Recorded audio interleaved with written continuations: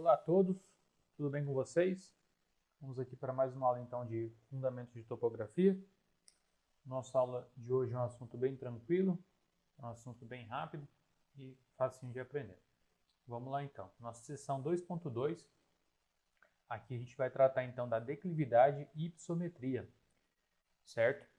Então, para a realização de estudos em determinados ambientes, sejam geológicos, hidrográficos, geomorfológicos, é sempre importante entender sobre a declividade, certo? Então, a declividade de um ambiente, ela é importante para determinar, às vezes, construções, determinar tipos de situações de risco. A gente pode determinar várias coisas só com a declividade daquele local, certo? Então, a gente tem aqui um exemplo de um mapa hipossométrico. Vamos lá? Então, o que é a hipossometria? A hipossometria é uma técnica de representação gráfica, né, das altitudes com aplicação de meios geodésicos ou barométricos por pressão, tá bom? Então, a gente consegue ter essas informações de altitude e representar isso no mapa, tá? O mapa hipossométrico, ele representa, então, a variação de altitude de uma área em relação ao nível do mar, onde a altitude lá no mar é o quê? É zero, certo? Usando uma escala de cores. Cada cor, como a gente pode ver, vai representar então o intervalo de altitude em metros e indica a altura ou profundidade da área.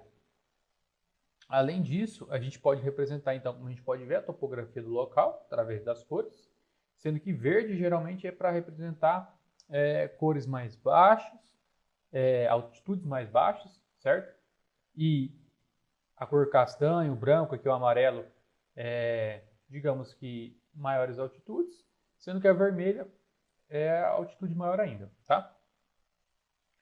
Além disso, né, a partir desse mapa, a gente pode conseguir gerar curvas de nível.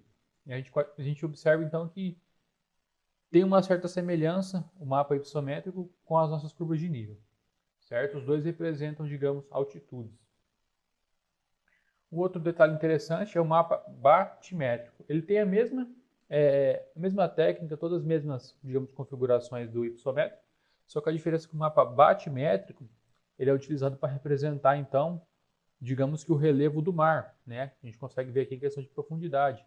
Olha só, menos 1.000 metros, menos 2.500, a gente consegue prever, digamos que a topografia marítima, vamos dizer assim.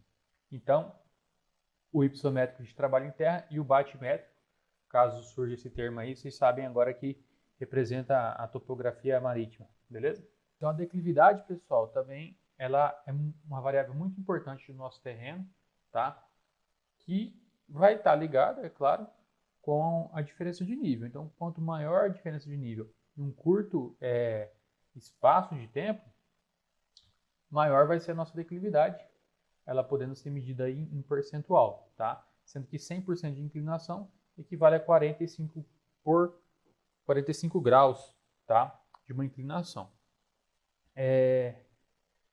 Além disso, a análise da declividade, ela pode ser muito utilizada, digamos, em trabalhos de planejamento urbano, agrário. Por quê? Porque devido à variação de declividade, de inclinação, a gente consegue determinar onde pode ter uma maior erosão, ou na parte do planejamento urbano, prever, às vezes, deslizamento, não permitir a construção de determinada região naquele local. Então, ela pode ser usada na parte do planejamento urbano. Aqui a gente consegue ver, então, um mapa de declividade. Diferente do mapa hipossométrico, a gente consegue ver que aqui representa em graus, tá? Pode ser representado, é claro, também em percentual. Onde nesses pontos dá para a gente observar que existe uma grande declividade quando comparado aos outros pontos. Então aqui tende a ser um terreno um pouco mais plano, não tem uma declividade tão grande, a diferença de um ponto ao outro, não é uma subida, digamos assim. Além disso, voltando à parte do mapa hipossométrico, aqui a gente tem um mapa do estado de Santa Catarina, fazendo uma análise rápida aqui, então a gente consegue observar que nós temos, olha só, altitudes acima de 1.200 metros. Olha só que interessante. Então, aqui nesses pontos, a gente consegue observar que existem montanhas, certo? Montanhas de altitude elevada.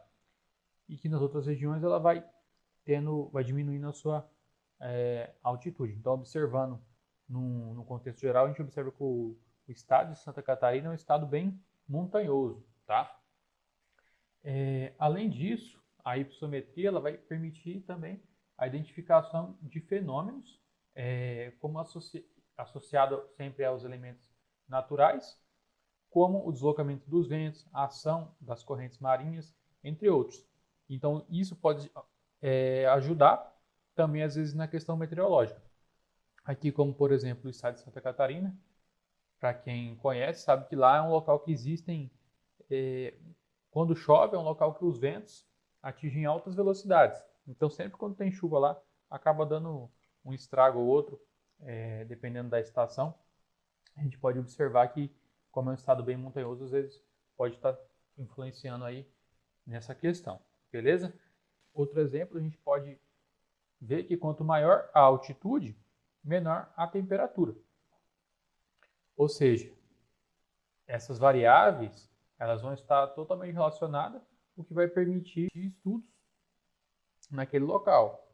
Além disso, locais muito altos impedem o quê? Impedem a passagem dos ventos. Então, provavelmente aqui vai ser um local, um corredor, que vai determinar uma alta velocidade dos ventos, porque as montanhas estão impedindo. Hipossometria versus a curva de nível. Já aqui, pessoal, já que a hipossometria e a curva de nível representa, digamos, quase a mesma coisa, qual que é a diferença? A diferença básica é que a hipossometria ela vai ser utilizada para verificar, digamos, grandes áreas, como aqui o exemplo é um estado, então a gente consegue ver o relevo do estado como um todo. Já as curvas de níveis, a gente vai observar ela numa região menor, para um estudo mais específico, uma escala bem menor, ou seja, mais ampliada, em que a gente vai conseguir ter um detalhe mais aproximado para realizar um estudo específico daquela região. Digamos, a precisão da curva de nível é muito maior, mas o mapa hipossométrico é muito útil para prever outros eventos e também observar o relevo daquela região. Tá? Além disso, na verdade, depois dessa aula, era para a gente ter uma aula prática, tá? Para fazer o mapa de declividade manualmente. Mas aí, no nosso próximo encontro, a gente vai reprogramar essa questão das nossas aulas práticas e a gente vai realizar essa atividade prática aí de a criação de um mapa de declividade, beleza? No mais, pessoal, qualquer pergunta, qualquer dúvida, mesmo procedimento, pode entrar em contato aí pelo e-mail, pelo Telegram, lá no grupo. E agora eu vou resolver as questões do livro. Passa para o próximo vídeo e a gente se vê lá.